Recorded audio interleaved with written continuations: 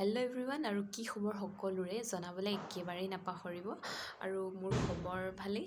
মই এতিয়া আছোঁ বৰ্তমান যোৰহাটত আৰু যোৰহাটত মই ডিব্ৰুগড় ইউনিভাৰ্চিটিৰ আণ্ডাৰত PGTC গভমেণ্ট হয় এই কলেজৰ আণ্ডাৰতে মই এতিয়া BEdৰ ট্ৰেইনিং কৰি আছোঁ। BEd মই ফাৰ্ষ্ট ছেমত এডমিশ্যন লৈছোঁ আৰু ইয়াতে চবেই যিহেতু মোক ইউটিউবত কুৱেশ্যন সুধি আছিলে BEd ক'ত কৰিলে ভাল, কি কথা এনেকৈ তেনেকৈ, তুমি পঢ়াখন গভমেণ্ট হয়নে বা তুমি ক'ত এডমিশ্যন ল'লা। মই যিহেতু ফাৰ্ষ্ট তেজপুৰত পঢ়িম বুলি ভাবি আছিলোঁ, কিন্তু এতিয়া মই ডিব্ৰুগড় ইউনিভাৰ্চিটিৰ আণ্ডাৰতে পঢ়িলোঁ আৰু সেইকাৰণে চবকে কৈ দিছোঁ যে মই এতিয়া তোমালোকে যদি তেজপুৰৰ বিষয়ে এতিয়া সোধা মই ইমানকৈ নাজানিম, যদি ডিব্ৰুগড় ইউনিভাৰ্চিটিৰ কিবা কুৱেশ্যন থাকে তেতিয়া সুধিব পাৰা, মই ধুনীয়াকৈ ডিটেইলছত কৈ দিব পাৰিম। আৰু BEdৰ কৰ্চটো কৰি খুব ভাল লাগে, এজন টিচাৰ হ'বলৈ কাৰণে কি কি গুণ লাগে সকলোখিনি শিকাই পঠায় ইয়াত।